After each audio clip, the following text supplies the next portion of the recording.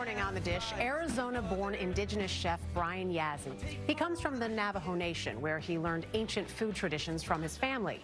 Now he's brought them to Minnesota, using local ingredients to create modern dishes while caring for his community in a particular time of need. Jamie Yuccas has his story. This is dehydrated prairie sage.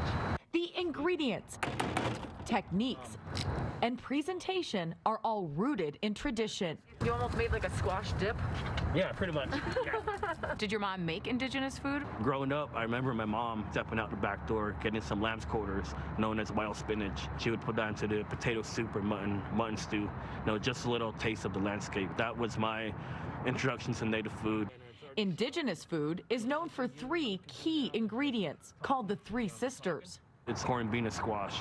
They definitely help each other grow in the garden, and they also complement each other, you know, on the table as well. So, but corn is one of the main staples with my tribe. And here in the Midwest, there's one sister that we add called the 4th sister, and that is wild rice. Brian Yazzie started cooking for his family, a big family, when he was just 7 years old. Being the youngest out of 8 siblings and coming from a single-parent household, I tried my best growing up to help my mom. When he wasn't behind the stove, Yazzie got involved with the wrong crowd in Arizona. I started following the negativity in the environment, gang activities, stealing car stereos. So I did not receive my high school diploma until I was at the age of 25. Then, one day while out on the streets, came a call from his sister that led him to his passion. She was saying that we miss your cooking. Why don't you come home and prepare a meal for the week?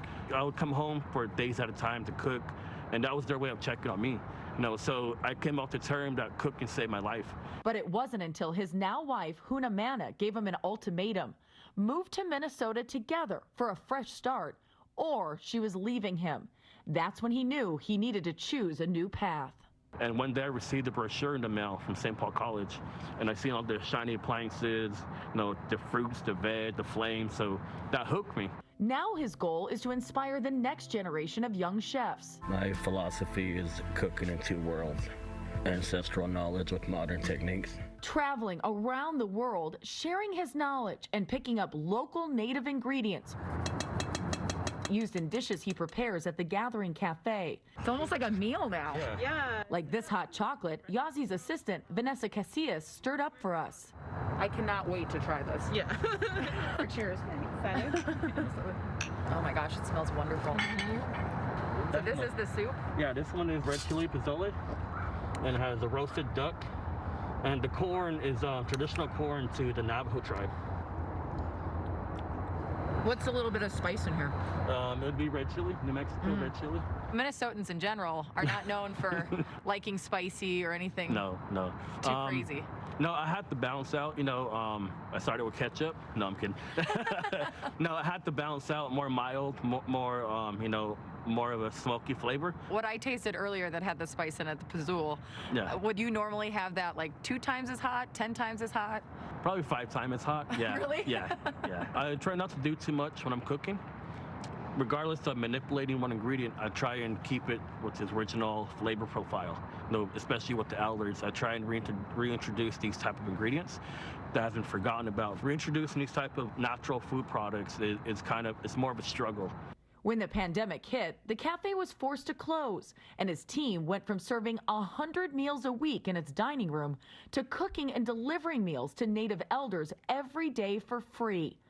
Grants, local healthcare companies, and Jose Andreas' charity, World Central Kitchen, are helping fund the meals. I think a lot of us who pay attention to news headlines have been just so concerned about the Navajo Nation when it comes to the pandemic and how hard it's been hit. Here in the Twin Cities, it's the top 5 urban Native community in North America. Majority of the elders are the last people holding on to the languages and the cultures. So that was my way of giving back to the community. If the elders die and the language dies, Yeah. what do you have anymore culturally? Yeah, I mean, it's the same thing with food, right? Has it been interesting to you that it's become almost a fad to have Indigenous food, or people wanting to hear more from Indigenous chefs? Yeah, I mean, I think the time is now. 5 years ago, you wouldn't have heard about this. Probably heard about Indian tacos or fry bread. And so now you have people talking about heirloom squash, different type of amaranth or quinoa. We have always been here. You know, we're just circling back to reclaiming our spaces in the kitchen.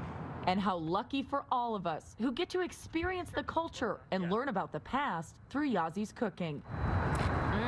For CBS This Morning Saturday, Jamie Yuccas, Minneapolis.